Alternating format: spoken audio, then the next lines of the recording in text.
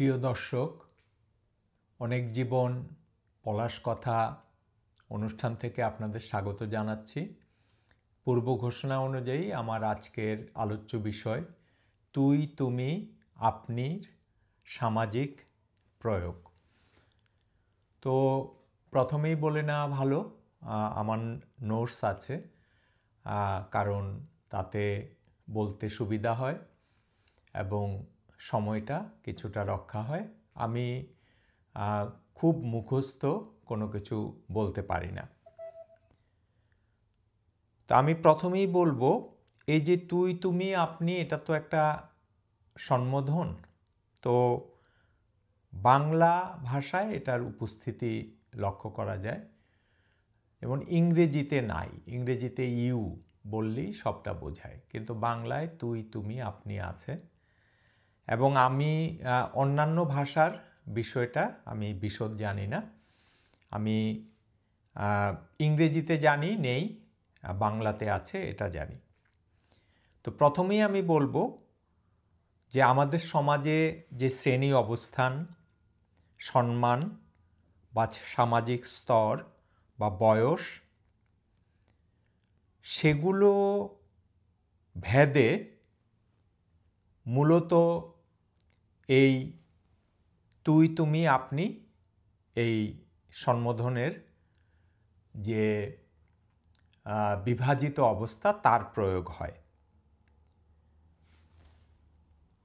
অনেকে অপেক্ষাই করেন, বাঙালি জীবনে এটা দেখেছি, যে বয়স জানতে, বয়স কত, বা আমাদের সময় ছিল যে মেট্রিক কত সালে, মানে এটা দিয়ে নির্ণয় হবে অনেকটাই সম্বোধনের বিষয়টা। অনেক সময় আমরা টের পেলে একটু মানে বাড়িয়ে বলতাম, যাতে মানে যেই উদ্দেশ্যে উনি জানতে চাইছেন সেই প্রয়োগটা না করতে পারে। এটা আমার মনে আছে। তো আমি ছোট্ট দুইটা গল্প দিয়ে শুরু করছি আলোচনা।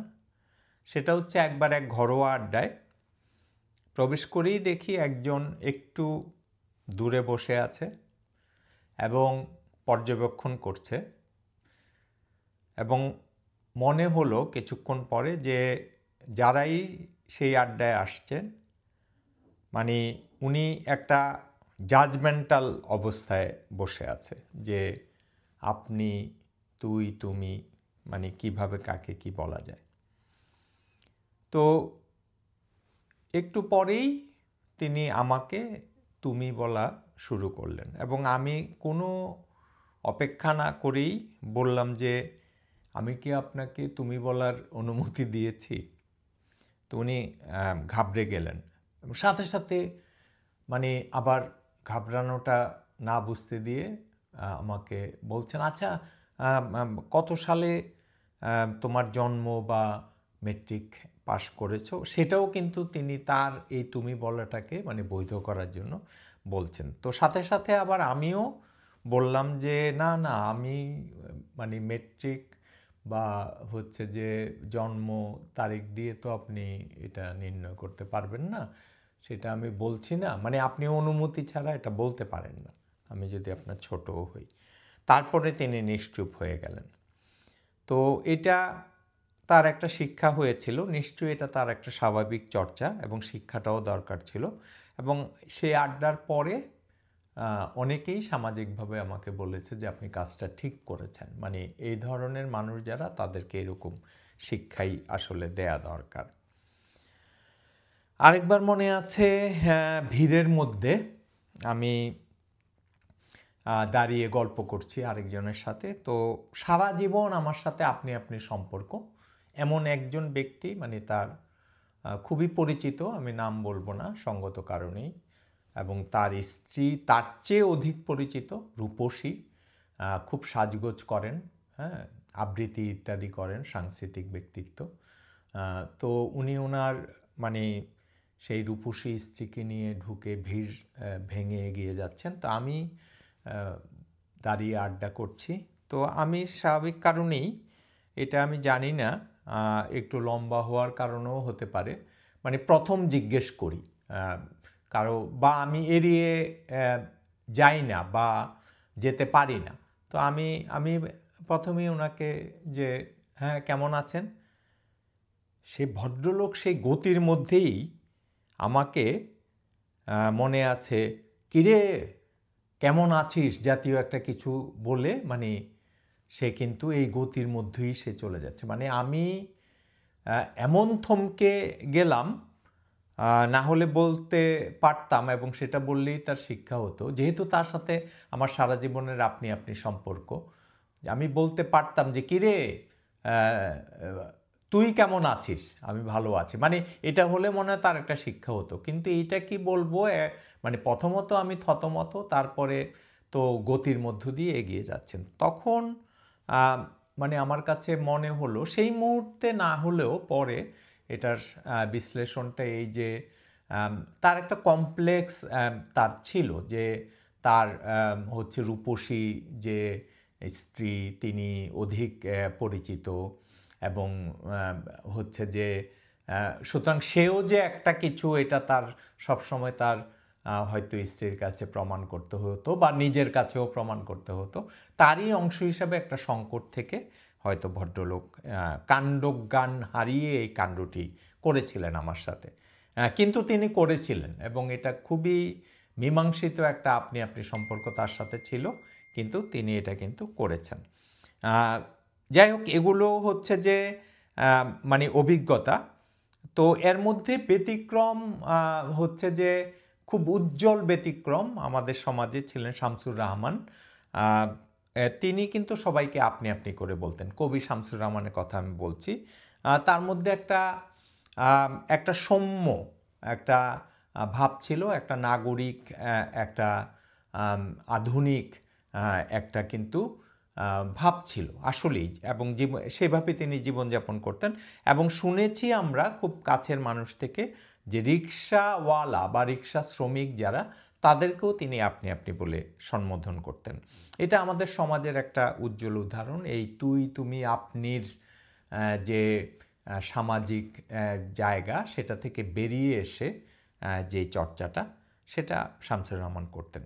ঢাকা বিশ্ববিদ্যালয়ে পড়াকালীন আরেকটা সংস্কৃতি দেখেছি, এক ক্লাস নিচে যদি হয় কোনোভাবে, তাহলেই হচ্ছে যে তুমি, আর এক ক্লাসও যদি কেউ উপরে হয় ইয়ারের দিক থেকে, যেই বিষয়ই পড়ুক না কেন, যাই হোক না কেন, তাহলে তাকে আপনি বলতে হবে। এবং এটা একটা খুব স্বাভাবিক রীতি সেখানে ছিল।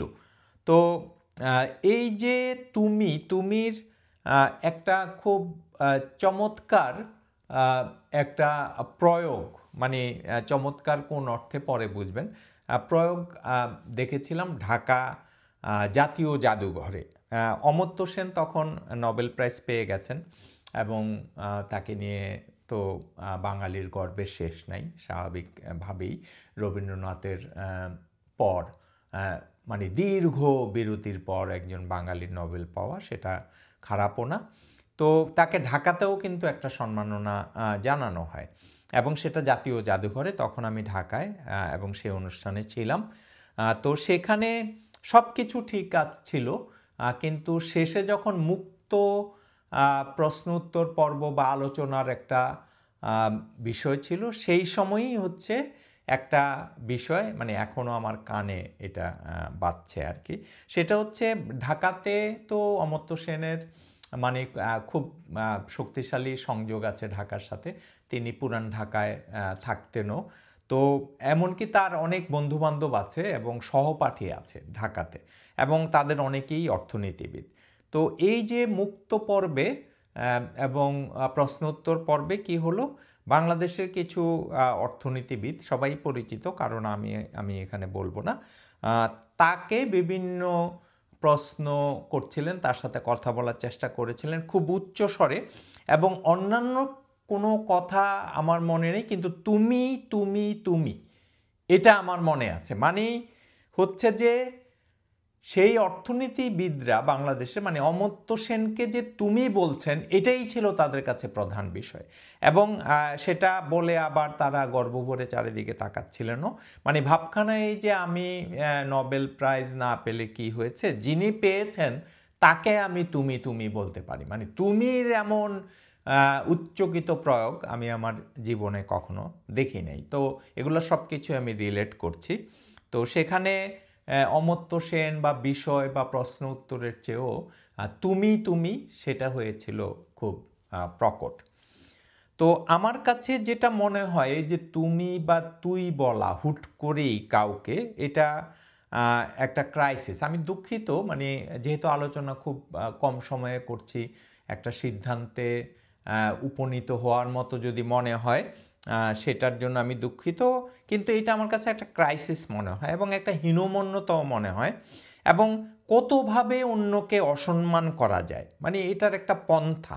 এবং এই যে যে কোনোভাবে নিজেকে একটা বড় ভাবা বা জাহির করা, এবং আমি এটাও দেখেছি বিভিন্ন বুদ্ধিভিত্তিক আলোচনায়, কোনো আড্ডায়, তর্কে বা যুক্তিতর্কে, শুধুই বয়স বেশি এই কারণে অন্যকে তুমি বা তুই বলে এক ধরনের মানে আধিক্য বা আধিপত্য বিস্তারের চেষ্টা করা এবং দমাতে চাওয়া, অন্যকে দমাতে চাওয়া এই সম্বোধন দিয়ে। হ্যাঁ, যে আপনি বললে মনে হয় ঠিক দমানো যায় না, কিন্তু তুমি বা তুই বললে মনে হয় একটু দমানো যায়। এই দমানোর যে সামাজিক ব্যাকরণ, এটার ক্ষেত্রে কিন্তু এই তুই তুমিটা ব্যবহৃত হয়। এবং হচ্ছে যে এটা এটা এটাকে ব্যবহার করা, মানে এটা স্বাভাবিক কোনো সম্বোধন না, এটার পিছনে একটা উদ্দেশ্য থাকে, একটা অভিঘাত থাকে, এটাকে একটা হীন উদ্দেশ্যে ব্যবহার করার একটা প্রবণতা থাকে, এটাই আমি বলতে চাচ্ছি। এবং খুব বাজে একটা উদাহরণও আমি দিচ্ছি। আমি একজনকে চিনি সামাজিক মাধ্যমের কারণে, এবং সামাজিক মাধ্যমে বিভিন্ন মেয়েদের পোস্টে তিনি অংশ নেন এবং সেখানে খুব দৃষ্টিকটুভাবে সেই মেয়েটিকে তুমি এবং বন্ধু বলে সম্বোধন করা হয়। মানে এটা এটা অনেক ক্ষেত্রে, মানে এটা অনেক ক্ষেত্রে। এবং আমার প্রথমে ওই সন্দেহ হচ্ছিল যে আসলেই তারা তুমি বলার মতো সম্পর্ক কিনা বা বন্ধু কিনা। পরে আমি অনেককেই দেখেছি যে আপনি আমার বন্ধু কবে হলেন, এরকম অনেক মেয়েই বলছে, বা বলছে যে আপনাকে কি আমি তুমি বলার অনুমতি দিয়েছি, বা আপনি আমাকে তুমি তুমি বলছেন কেন, এরকম। মানে এটা সামাজিক মাধ্যমের একটা জ্বলন্ত উদাহরণ আমার কাছে, যে এইরকম করে বলতে চাচ্ছে কিন্তু যেটা না আসলে। হ্যাঁ, সো এই যে সম্বোধনের এখানেও কিন্তু একটা অভিঘাত আছে, এবং একটা নিজেকে জাহির করার বা এক ধরনের খুব হীন আত্মতুষ্টির এবং আনন্দের একটা উদাহরণ এই তুমি সম্বোধনের মধ্য দিয়ে, এটা আমার কাছে মনে হয়েছে। পশ্চিমবঙ্গে কিন্তু বিষয়টা আলাদা। তুমি বা তুই অনেকটাই সেখানে আদর সূচক। এখানে আমি একটু আলাদা করতে চাই এটা, না হলে আমি জানি আমার পশ্চিমবঙ্গেরও অনেক শ্রোতা আছে, দর্শক আছে, বা যদি নাও থাকে, মানে এটা একটা ত্রুটি থেকে যাবে এই অনুষ্ঠানের। সেখানে বিষয়টা একটু আলাদা সম্বোধনের। এবং ঋতুপর্ণ ঘোষ, বিশেষ করে তার যে শো ছিল ঘোষ অ্যান্ড কোম্পানি, সেখানে সবাইকে কিন্তু হয় তুমি বা তুই বলতেন, এবং সেটা তার ব্যাখ্যাও আমি শুনেছি, এবং সেই সমাজের কারণে সেটা গ্রহণযোগ্য। আমিও প্রথম থমকে গেছিলাম, আমার মনে আছে প্রথম যখন আমি কলকাতা যাই, সেখানে অনেকেই আমাকে দেখি যে তুমি করে বলছে, মানে পরে এটা ভালোবাসা বা আদর্শসূচক আমি বুঝলাম। সেটা ঠিক আমাদের সমাজের মতো না। তো এইটা আসলে এই অনুষ্ঠানটা আমি কেন করছি এটা নিয়ে, কারণ একটু এটা নিয়ে সচেতন থাকা দরকার আমার কাছে মনে হয়েছে, এবং অন্যের একটা ভুল চর্চাকে পৃষ্ঠপোষকতা করা উচিত না। একটু নোটিস করানো ভালো, এবং কখনো মনে করিয়ে দেওয়া ভালো, এবং ছোট্ট প্রশ্নটি করা যে আপনাকে কি আমি অনুমতি দিয়েছি এভাবে বলার, বা বয়সে ছোট বলেই তুই বা তুমি বলা মানে গ্যারান্টেড, এটা যাতে ভাবতে না পারে, এই চর্চাটা একটু ভিন্ন দিকে যাওয়া দরকার। এবং আমরা মানসিকভাবে সবাইকে যাতে আপনি এটা ভাবা আমরা যাতে শিখি। এবং আমি একটা কথা বলি, আমার অনুভূতি যে আমার সাথে যাদের সম্পর্ক আছে এবং সেই সম্পর্কগুলোর মধ্যে এমন এমন কিছু সম্পর্ক আছে যারা আমার চেয়ে বড় কিন্তু আমাকে আপনি বলেন। আবার আমার এরকম অনেক সম্পর্ক আছে আমার চেয়ে ছোট, আমি আপনি বলি, এবং সেই সম্পর্কগুলো আমি দেখেছি খুবই সম্মানজনক, খুবই শ্রদ্ধামূলক। হ্যাঁ, যদিও অনেকেই আছেন যে বিশেষ করে যারা ছোট তাদেরকে তারা অনেকেই বলে যে না না আপনি তুমি করে বলবেন ইত্যাদি, খুব মৃদুভাবে যারা বলে তাদেরকেও আমি আপনি বলা অব্যাহত রাখি। কিন্তু যারা বলে যে না তুমি বলতেই হবে, তখন আমি হয়তো তুমি বলি। এছাড়া এটা আমি দেখেছি আপনিটা খুব খুব চমৎকার একটা রিজু একটা সম্পর্ক, এবং এটা কেউ সুযোগ নিচ্ছে না, হ্যাঁ, সম্বোধন দিয়ে কাউকে ছোট করার। তা আমার মনে হয় যে আসুন আমরা আপনি বলি, অনুমতি মিললে তুমি বলি, কিন্তু কখনোই এই সম্বোধন দিয়ে নিজে সুবিধা নেওয়া বা কাউকে সুবিধা নিতে দেওয়া এটা আমরা যাতে না করি। এই বয়সজনিত যে ইগো, হ্যাঁ, সেটা থেকে বের হয়ে আসাটা মনে হয় খুব দরকার। মানে এটা বয়স বা কার মেট্রিক কত সালে সেগুলোর চেয়েও আমার মনে হয় আমাদের মানবিক সম্পর্ক, বুদ্ধিভিত্তিক সম্পর্ক এবং অন্যান্য যে আমাদের সম্পর্ক, সেই মাত্রাগুলো আমার মনে হয় যে বেশি গুরুত্বপূর্ণ এই জন্ম কত সালে বা মেট্রিক কত সালে সেটার চেয়েও। তো আসেন হচ্ছে যে আমরা এই চর্চাটা থেকে যদি একটু বের হয়ে এসে এই যে মানে যে সবাই আপনি, হ্যাঁ, শামসুর রাহমানের মতো একটা জায়গায় আমরা উপনীত হতে পারি কিনা। সবাই ভালো থাকবেন, আপনাদের জন্য অনেক ভালোবাসা, এবং এরকম আরেকটা কোনো বিষয় নিয়ে আবার হয়তো আপনাদের সামনে আসব। সেই পর্যন্ত অপেক্ষায় থাকবেন এবং শুভকামনায় রাখবেন। ভালোবাসা জানবেন। অনেক অনেক।